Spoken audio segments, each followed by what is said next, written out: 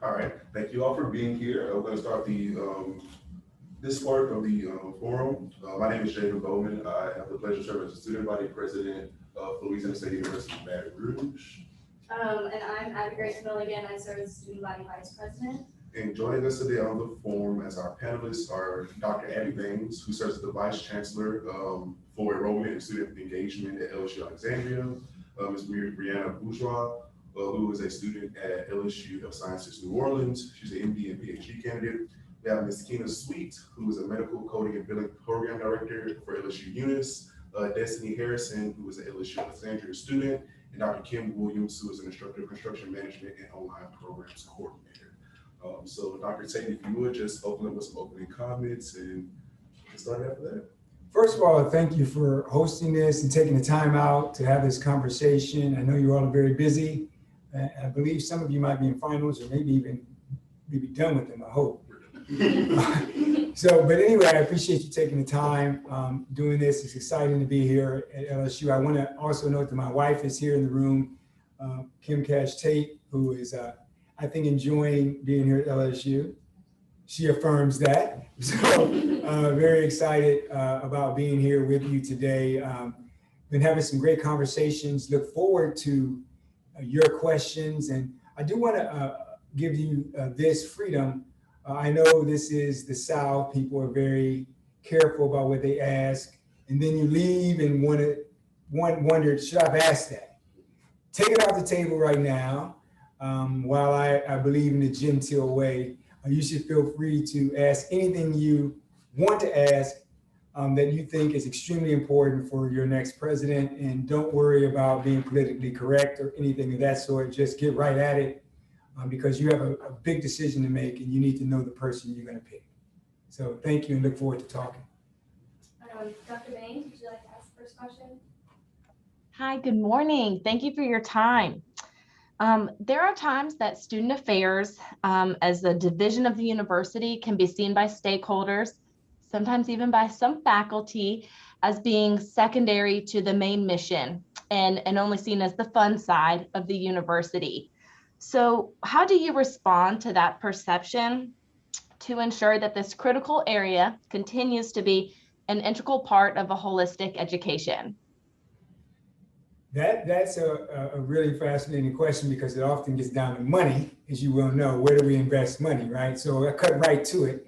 But I want to note something. The expansion of student affairs in American university is a historical artifact that's associated with the fact that at one point, if we were in early 1900s, there wouldn't have been a big student affairs group. There might have been a dean of students. During that era, faculty members often lived on campus. They hosted events at their homes. They literally did everything we now associate with student affairs. They were mentors. They gave advice. They engaged in all the social activities at scale, right?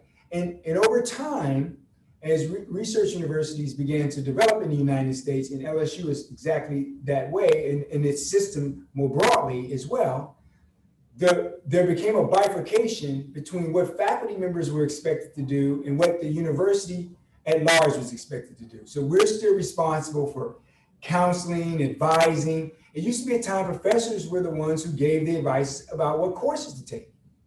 There wasn't, and the standardization didn't exist in the ways that it does right now. But we've changed. And so we expect professors to go out and raise money and write in terms of grants and write great papers and, or be publicly viewed in terms of how they present themselves. And we have given the responsibilities that once existed for faculty members with student affairs groups. And so it's extremely important because students look to student affairs really for the co-academic experience. And we're selling, when we sell the college experience, the classroom and things outside of the classroom. And so the faculty are responsible largely for the academic part.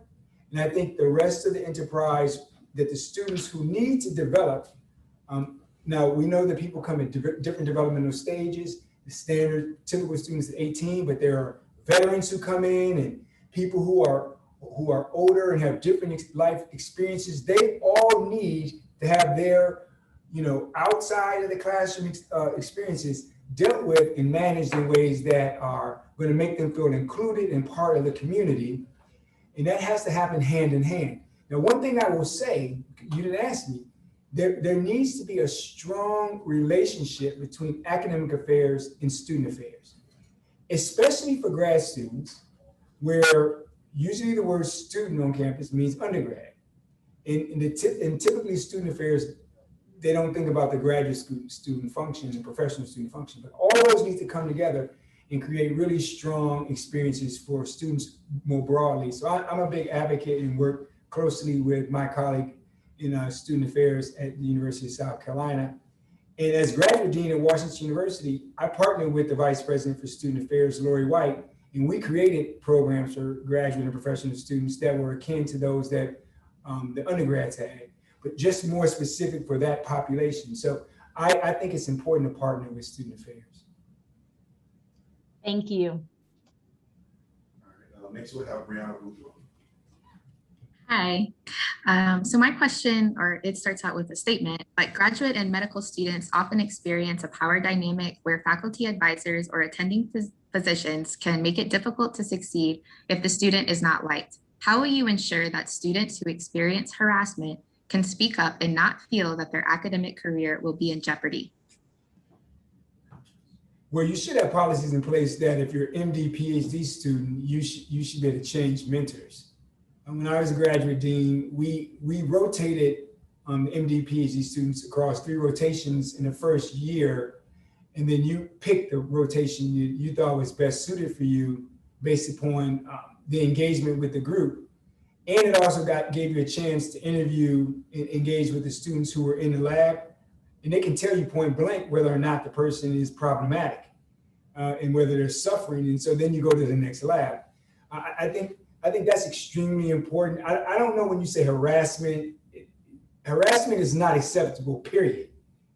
So let's deal with that. If it's an issue of fit, like I just don't fit with that person's leadership style, then I think you should have the agency and freedom to go to a different lab. If it's harassment, that person needs to be dealt with in a different way. So I just want to be clear about the two. So are you talking fit or harassment? I'm mostly talking about harassment. So harassment then needs to be dealt with in a different way.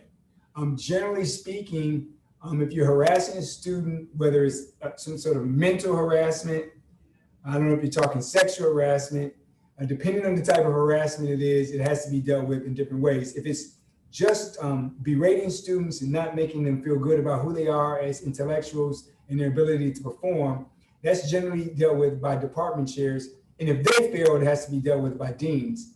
And in my own experience, we've had faculty members who created a lot of tension in the labs. We shut labs down because until we got it fixed. And some faculty members were literally told that they would have to go with postdocs only, not students. And they would have to hire senior staff members and not bring in PhD students, because not everybody should be a mentor to a PhD student. And so you have to figure that out and be willing to take action. If they're tenured, you can't get rid of them for being mean-spirited, but you can eliminate the possibility of them taking PhD students. They do not have a right to PhD students. Thank you. So next we will hear from Kina Sweet.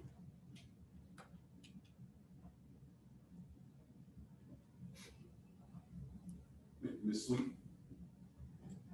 I was trying to find the unmute button. Good morning, good morning. Good morning. My name is Dr. Kina Sweet, and I am the program director for medical building and coding here at LSU. My question is as such. What do you think, or how do you feel about the role of the president in the curriculum development process? Typically, the president delegates the curriculum development process to the provost, who works directly with the faculty senate and the curriculum committees more generally. There's a reason for that, because the relationship between the faculty and the administration can be, if you want to have a nightmare situation, you start telling the faculty what to teach, just frankly. So I think it's really a matter of a conversation that's really through chain of command with the provost. So right now, in my current capacity as provost, I work with the faculty on curriculum decisions in the curriculum development process. I did the same thing when I was a graduate dean in terms of shaping the curriculum. So for example, if I saw a need, in our case, in WashU, we had a cancer center that was nationally designated, but we didn't have a cancer biology program. So we catalyzed that and worked and fostered the development of that. We did the same thing in nursing and in many other areas. Usually it happens at the dean/provost level, and it's not really the president. Now, the president can say, we have an opportunity to build a partnership, let's say with IBM. I'm just making this up, but you could say that. And IBM says, we want to work with you in an area of engineering. However, you only have electrical and we need a computer engineering. Well, at that point, the president can start having conversations. Well, is that something we should invest in light of our partnership? And then you would get the faculty engaged in the process to think about whether or not the partnership is worthy of changing the curriculum. But you don't want to have your hand on that directly. You want to foster and facilitate. Thank you. All right. Next we hear from Destiny. Hi, good morning. So my question for you is with the dynamic landscape of how school will be delivered, we have Zoom, we have hybrid and in-person classes in the near future. We did have a pandemic. We were normal beforehand. We had to adapt and overcome to the pandemic. And then we have kind of the after pandemic era. What are some ideas that you plan to implement that will keep students involved and supported throughout all of these changes? Well, I thought LSU was going to be open in the fall face-to-face. It is. There will still be a hybrid of there'll be about 90% in person, 10% classes that were historically online before the pandemic. Right. So there's two things happening at one time in American higher education, and all of us are doing it. We're creating basically online platforms for students who historically don't have access to our campuses in the system. But this is democratizing knowledge because now we can get out into the world with great teachers using digital platforms to do that. That has to be carried forward, I think, with all the energy we have, because there are many people who don't have access. They don't have the resources to come here and do a residential experience. And so you would want to continue to build that part of the infrastructure out. I know LSU has an online business. South Carolina does too. We have something called Carolina Online. And our whole idea is to meet the needs of the people in the state who actually don't have access. And so there are about 53,000 residents in South Carolina, for example, who are in online programs out of state. So they're paying out of state tuition because we can't meet the needs. And so we're building our own online platforms in order to meet the needs of the residents of the state who are already paying, and they're paying 3 times what they should pay because we haven't been providing that. So that has to continue, and I think that's something that should grow. And then in terms of the residential experiences, most undergraduate students select a college in the traditional way because they want a residential experience. I think we need to continue that.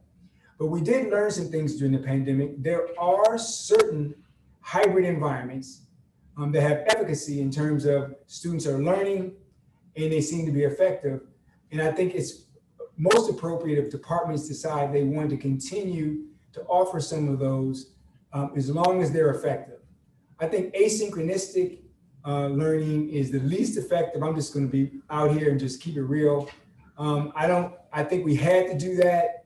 It was the way to go in order to make these massive institutions work. But I would not be an advocate of asynchronistic for traditional students. In the the traditional student in a hybrid model, yes, because there's research evidence that suggests they learn as much, if not more, in a well-done hybrid model. And I would be an advocate for that in the traditional context.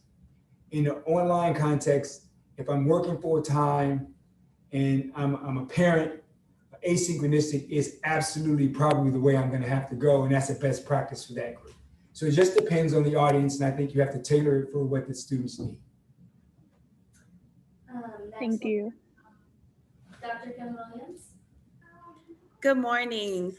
My area of expertise is online learning. So my question was going to be related to online learning because I saw that you lead the charge for Carolina Online. I do have to agree with you in terms of the asynchronous learning. That is how we deliver a lot of our LSU online classes, but we are, our target audience is obviously the working professional, and that just works better for them. But, you know, we did see that there was some difficulties for our campus-based students when we had to shift everybody to the online learning platform in the midst of the pandemic. And so I do agree with you there. The question that I want to ask is actually not related to online. LSU graduates are highly recruited by organizations outside of our state.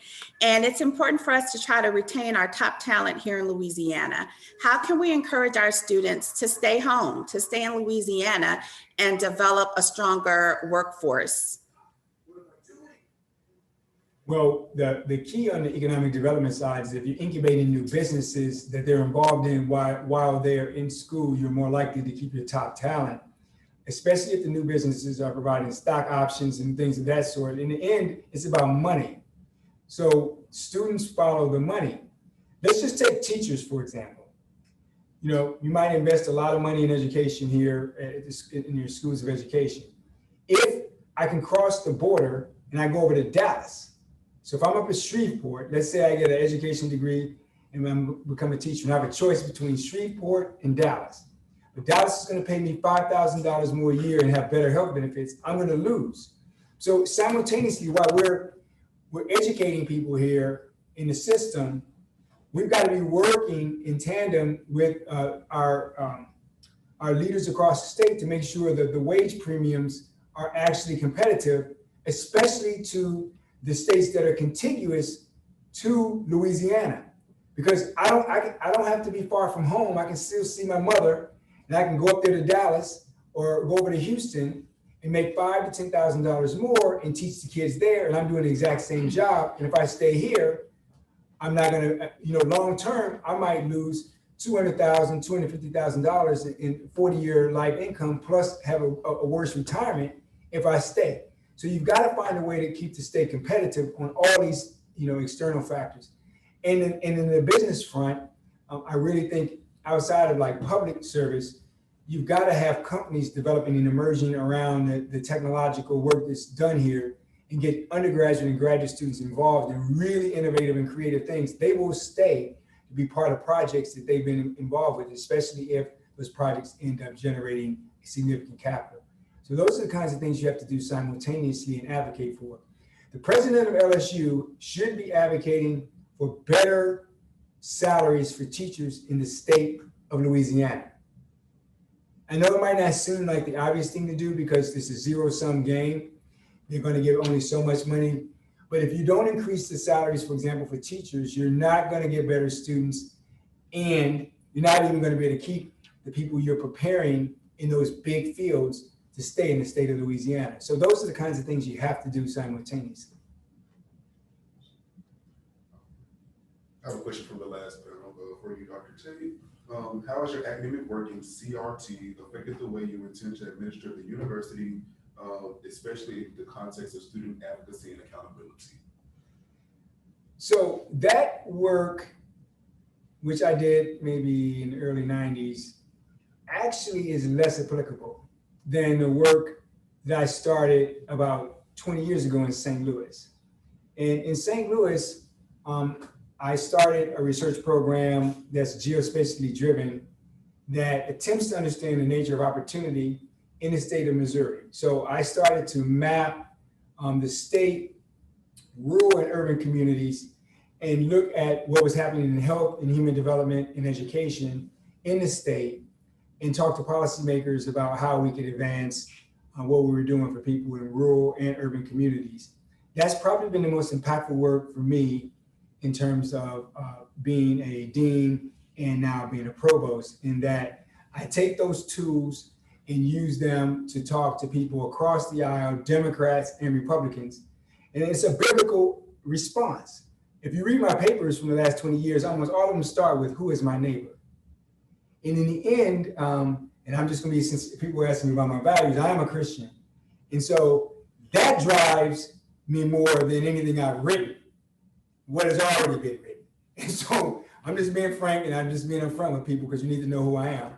And my papers, I literally always ask the question, who is my neighbor? Because that question has two responses. Number one, you have to describe who your neighbor is. And number two, you have to be responsive to your neighbor.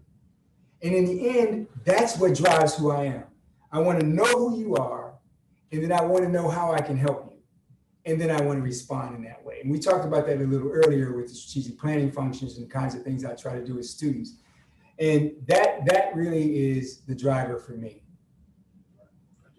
Thank you. I have the next question. So there has been a grave lack of leadership at LSU these past few years, and especially this past year.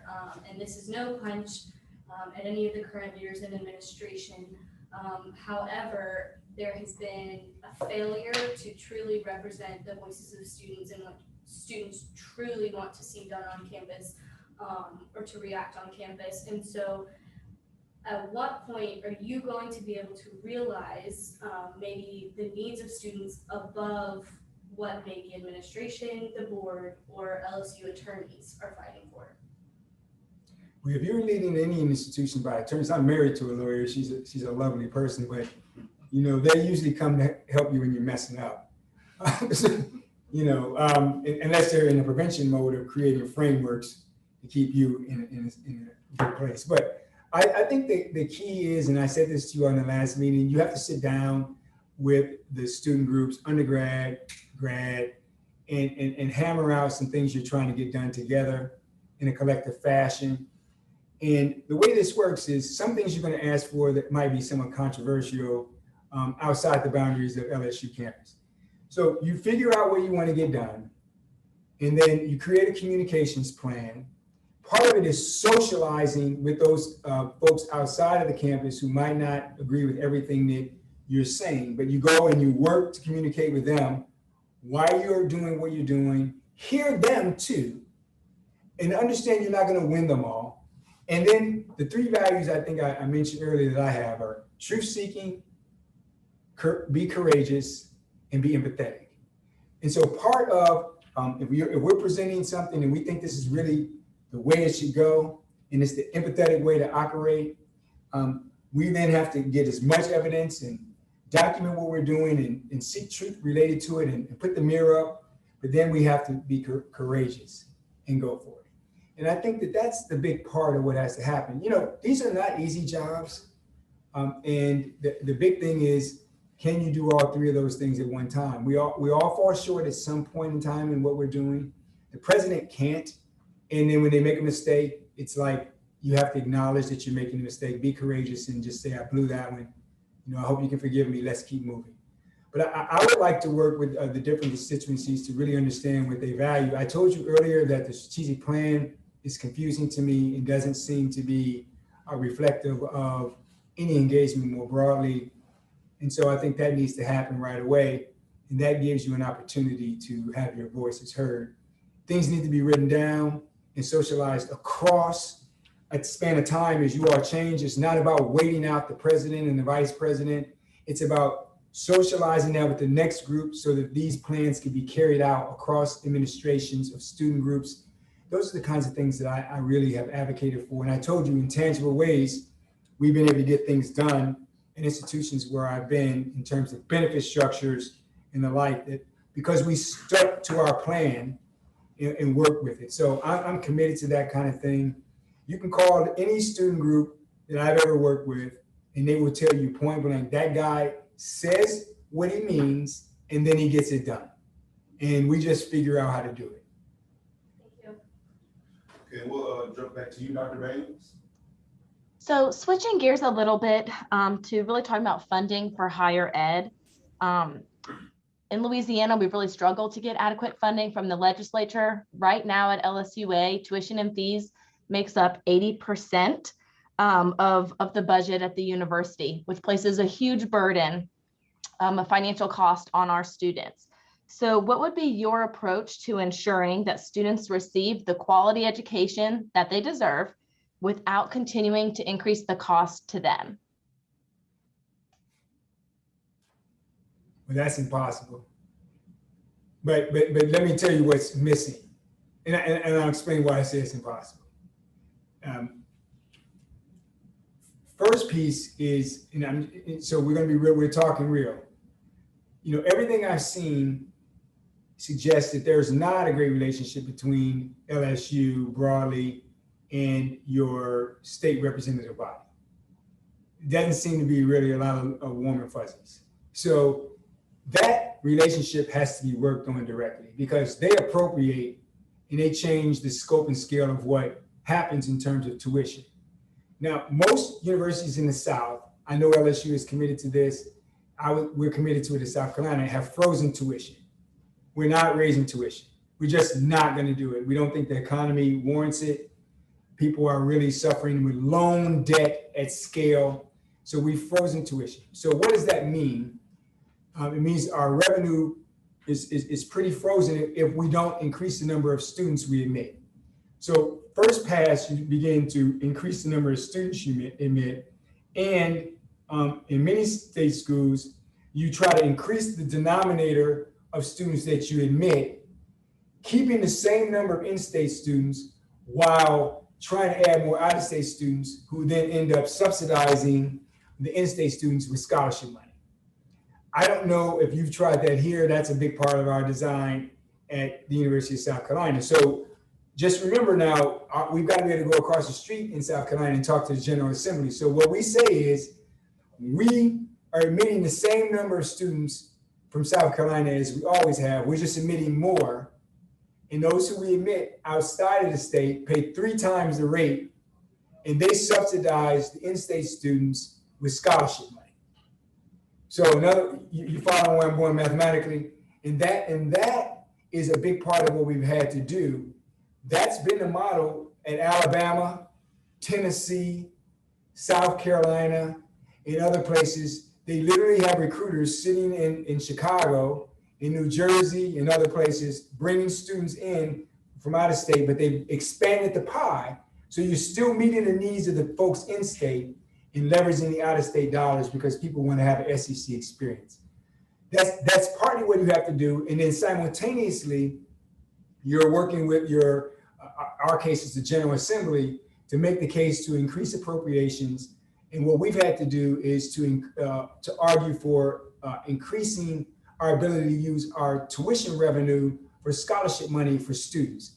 We're capped at about 4% of our dollars can be used for scholarship money. We asked the General Assembly to use 8% so that those students who couldn't afford to come to the University of South Carolina, we can increase that at scale. Now, I don't want to bore you with the geopolitics of it all, but what ends up happening is that the schools outside of the University of South Carolina system don't want us to increase our scholarship dollars because they're afraid that we will get all the students in the state to come to our school because we have better scholarship packages and it puts them at risk. These are the hard decisions that are being made, that have to be made by a state.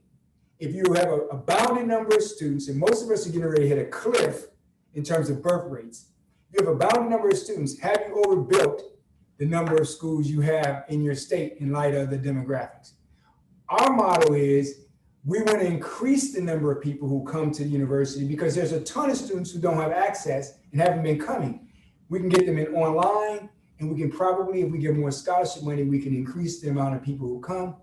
This is a long-winded way of saying that what you're asking is the foundational question for American higher education across the country.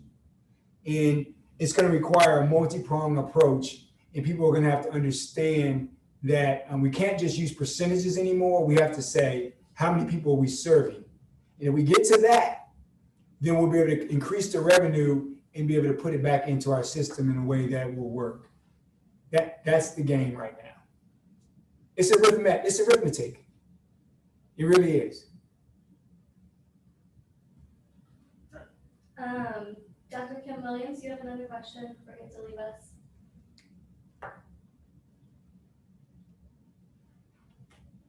Dr. Williams?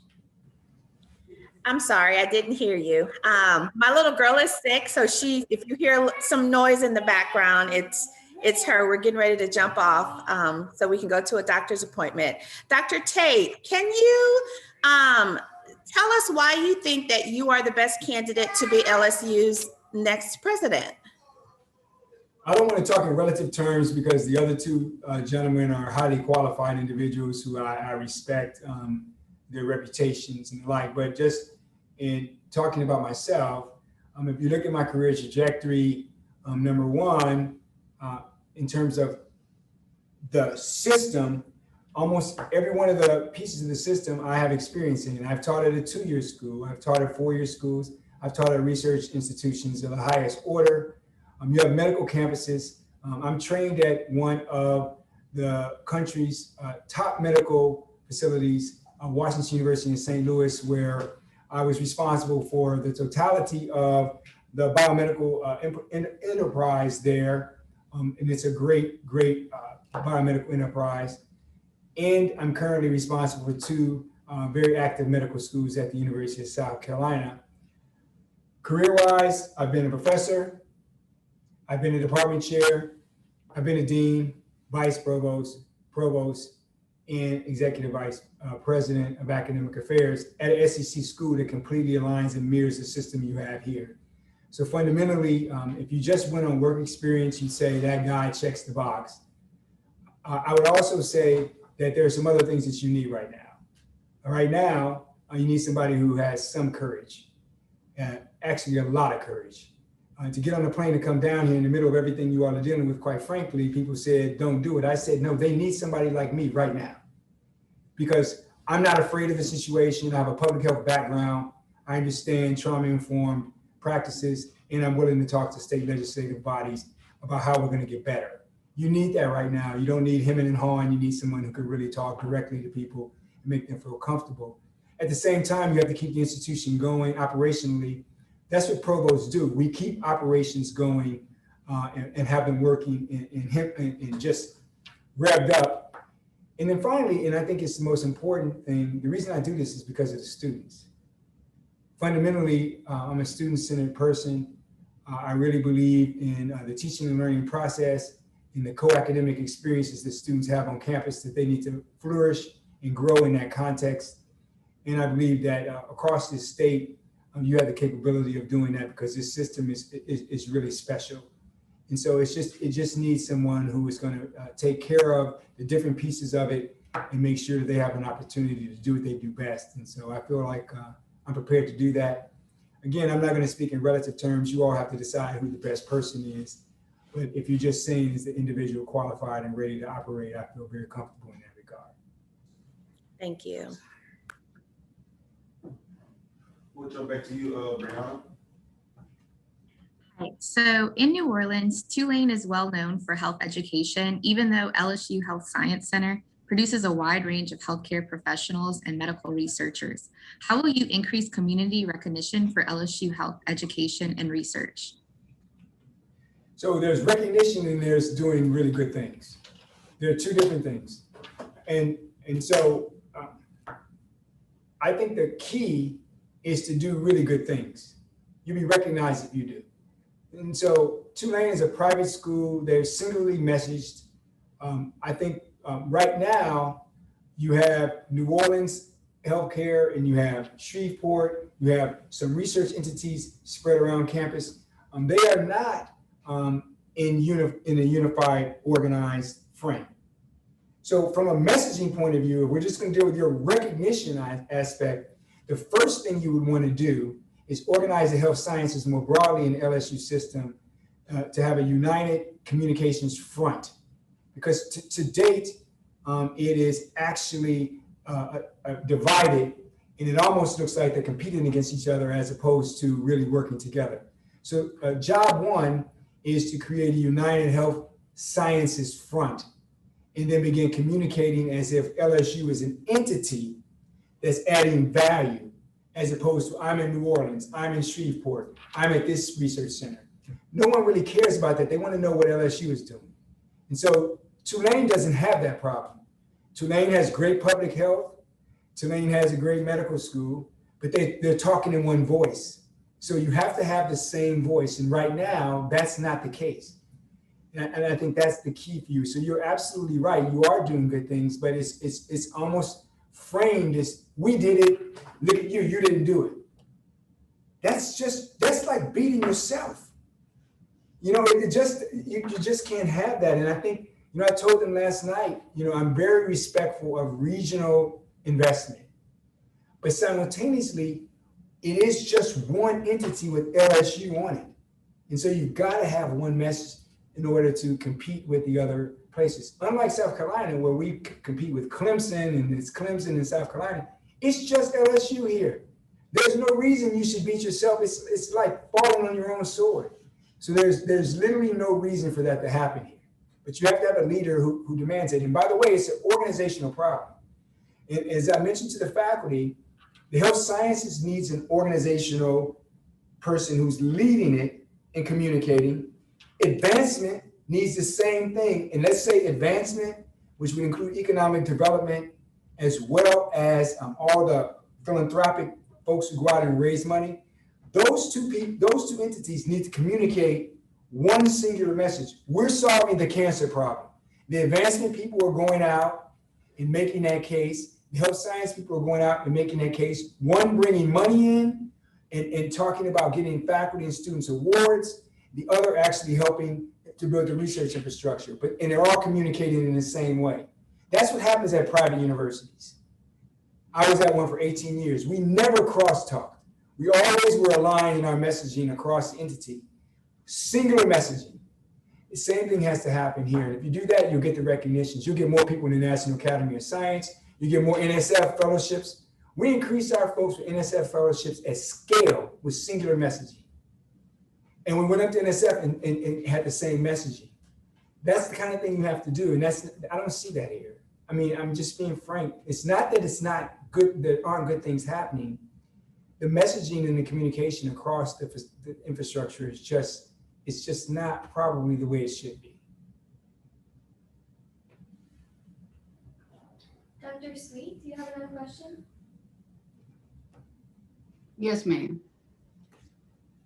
You were talking about messaging, and in talking about messaging, what do you think, or how do you feel about the university and their involvement in the community? What would be your first thing that you would implement as far as for trying to get the university to actually interact with the community itself? Well, I'm gonna tell you what I believe is the case here, because it's been the case at most institutions I've attended. There are many, many programs, professors, and staff engaged in the community at LSU, across the system. There probably isn't a message about how they're involved that's clustered in a way and gets significant traction. And it's important for the president of this entity to be engaged in the community. There are many constituents in the community. There are the elected officials. There are volunteers and organizations across the community. I think it's extremely important to be engaged with them. But I guarantee you that your messaging about what you do in the community is diffuse. And in the end, I think that's a big part of what has to happen. You've got to figure out how to get messages out about what you're doing in the community. And then you have to ask the community what they want from you.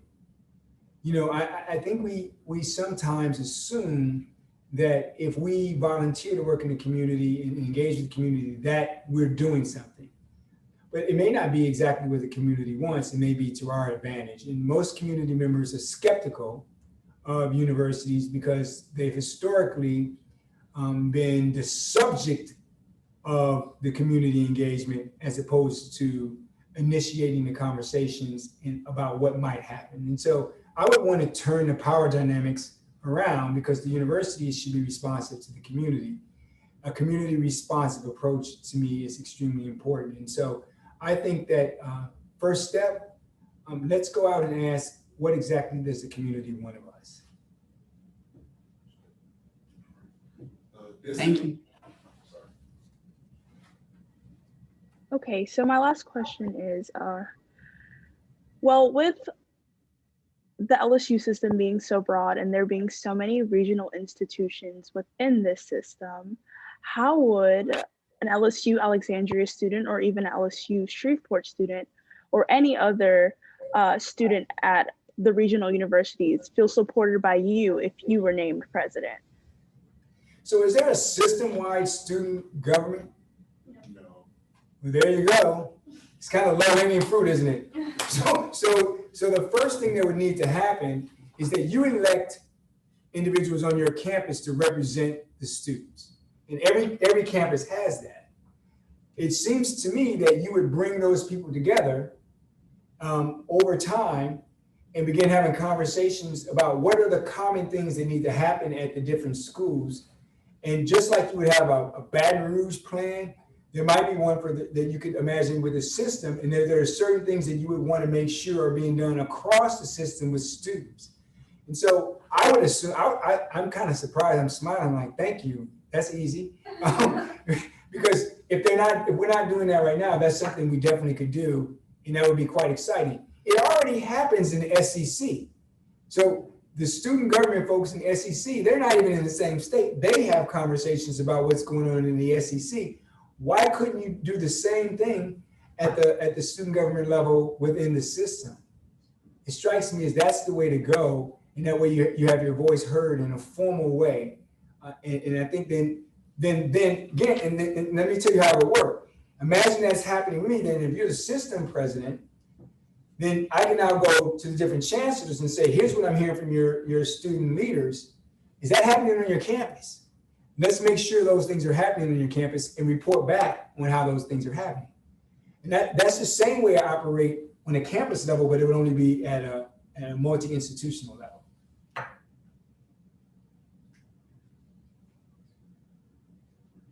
Brianna, do you have any more questions? Sure, you sort of touched on this with the last question and my last question, but research is conducted at multiple LSU campuses, but it's often difficult to collaborate with students and faculty at a campus other than your own. And I'm thinking of like collaborating with like people at Pennington or LSU Baton Rouge. And how do you envision increasing collaborations within the LSU system that can benefit students? Let's just stay in the biomedical sciences or broadly the sciences right now. The way the organization is configured, there really isn't a senior level person who's responsible for organizing how the health sciences broadly and all those things that touch them, even into the basic sciences, operates. Each is its own fiefdom, operating separately, even to the point that I don't even think people even use the same NSF numbers to accumulate research dollars for explaining LSU to the broader United States of America and across the globe. All those things have to be aligned. When I tell you this is low-hanging fruit, it's as low-hanging as you can get, because the whole health science enterprise has to be organized and aligned and take advantage of the resources. I was just at Shreveport yesterday. They've increased their research funding 5-fold in the last 10 years. They're working hard to build a bridge to other places, but there isn't anybody that's the synthesizer who's charged with putting all that together. And I think that's the first thing structurally. If you ask me like what I would want to get done in the first 90 days, that's one of the first things I would want to get done, which then allows you to take advantage of the fact that in Louisiana, the healthcare was expanded by this governor. That's a lot of money and a lot of data. Nobody's really in place to analyze what that expansion really means for the state. It strikes me that there you have like a major project where you could actually have people who are engaged in bench science on certain things that they want to run trials on if they get into drug delivery, and population science, all those things happening at one time. And you actually have a governor who really cares about this. So it's just right there. It's just hanging right there. And all that has to be done is organize and get after it, which will be catalytic, because then on the economic development side, you're going to be able to bring companies in who actually want to engage in that kind of work. All those things have to happen. So I think there's some design features that need to happen. If you come to the next session, I think I'm going to talk to the research group about design, because all we control in higher education is time, quality, and design. And design is nothing but time and quality factors. And so if you don't get your design right, you're really not going to be able to do the things that you're asking. And it's going to be a struggle. And so I think we've got to figure out a way to reorganize. People are afraid of the word reorganize. I just say we have to design better. That's the better way. All right, Dr. Tate. Well, we're going to move into closing remarks, so you can just end with whatever you want to leave us with. Well, I really appreciate all the questions. I hope if you have other questions of me, you won't hesitate to ask. Take everything off the table. Ask me directly. I will tell you and give you the straight talk on it. I'm not in South Carolina. You all don't pay me right now. So, I'm just going to tell you, here's what's really happening, and just be direct about it. I think that you have a great institution. There's a lot of really great things that can happen here. As I said last night, you're going to get through some of the challenges you're dealing with, and you're going to be better for it. And all the things that are really positive, internal, are going to begin to shine, and they're going to shine simultaneously with you being better in areas that maybe heretofore you needed to strengthen and tighten up. So just be encouraged in that regard, and I appreciate you and the time I've had here with you. Thank you. Thank you so much. Thank you, everyone. Thank y'all for joining this